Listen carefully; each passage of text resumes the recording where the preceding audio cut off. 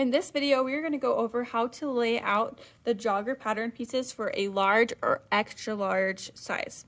So what you're going to need is you already have your slip, your little mini pattern pieces cut up. You should have a piece 1, 2, 3, 4, 5, and 6. You need a half sheet of paper, scissors, a pencil, a glue stick, and a seam gauge.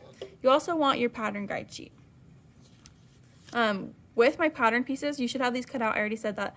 But piece 3, you'll notice it says something different than all the other ones. So all of these say cut 2, except for this one. That one says cut 1, but cut 2, cut 2, cut 2, cut 2. And this one says cut 4. And that's because you need 4 pattern pieces for your pocket. You need one for your left front, your left back of the pocket, the right front of the pocket, and the right back of the pocket. So in order to do that, you are going to make a copy of this pattern piece, and you can just trace it onto another scrap of paper, like just trace it out with a pencil and trace around and transfer over the line as well. I'm just going to grab, I already have mine traced out and copied. So I have another piece 3, and that's what you're going to need because I'm going to have to lay it out twice. On your pattern guide sheet, you should have already circled the size you're doing. I circled a small because when the video I made this, I did a small. Then here's the medium. In this video, we're going to do the large and extra large, so I'll just kind of fold those out of the way so it's not confusing. But you probably have this already circled, and you'll see 1, 2, 3, 3. So that's why we needed 2 3s, right? Because we need to cut out 4 of them, 2 here and 2 here. And then pieces 4 and 5 are actually down here. So this is because you can choose to have for your leg bands and your waistband, you could choose to do that a different fabric. If you did not do a different fabric, then you should have drawn in a piece of 4 and 5 up here so that you know that they're going to be done and added in up here. Okay, so we'll kind of put this here so we can see that as we're working. But this is the layout we are going to be following. I need to prepare my half sheet of paper. We're going to pretend this is fabric, and I'm going to fold it in half, hot dog style. And I'm going to lay it out just like it is in my pattern guide sheet. So I wouldn't lay it out like this because it says selvages are on the top, and that's where my selvages are, my open ends, and then the folds at the bottom. And I'm going to go ahead and just label my selvages in my fold so that I can always remember what those are and I can easily see where they are. So selvage and folds. That's what I'm going to write on there. And now I'm going to go ahead and lay out my pattern pieces following this pattern layout right here. I'm going to pick one side and start from that side and move over. So I'm going to work left to right. And with that, the reason I'm doing it is because that way I'm going to conserve as much fabric as possible. You'll see I have a lot of extra over here. That's because this is much longer than your fabric will actually be. But if you did end up having extra fabric, it's always nice in case you need to like cut out an extra pocket or in case you just want to make something else out of it. So I'm going to conserve fabric by starting on one side and moving over.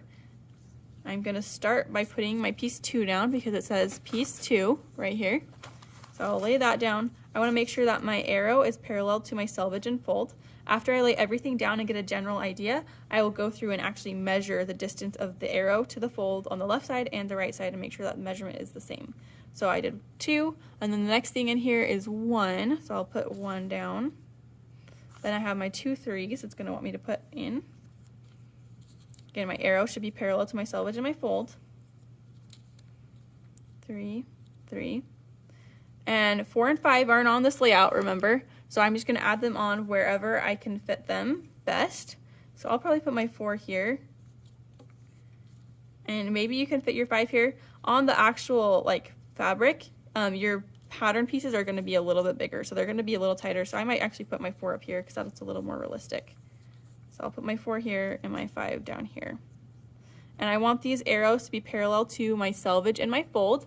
So I'm going to go ahead and actually measure them now that I have a general idea. And just so you can see, so I have these laid out, and I know they're a little crooked because I keep sliding, but they are pretty similar to this layout here.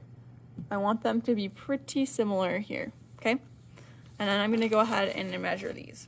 So for this one right here, oh, piece 6, I want to talk about this too. Piece 6 is going to be just of elastic, so we're actually not going to cut it out of the fabric. So I'll just put this off to the side for now and not worry about it. And I'm going to go ahead and measure these. So what I would do is I take one side of the arrow. I'm going to start with the left side. I'll measure from the arrow to the fold or the selvage. So that's a 5/8 inch right there. And then I'm going to go over to the right side, and I want this measurement to be the same. It doesn't matter what the measurement is, it just matters that it's the same. So right now it's not quite 5/8, so I'm going to slide it down so that it is 5/8. And that tells me, since this is a straight line and my fold is a straight line, if they were to go on forever and ever, they would always be 5/8 inch apart, or they'd be parallel, which is what I'm going for, right? If it was 1 inch and 1 inch, that's fine. If it's like 2 inches and 2 inches, that's fine. It just needs to be the same measurement on the left side as it is on the right side. So I would go ahead and glue that down now, and then measure the rest of them and glue them down neatly. Go ahead and do that and then get checked off.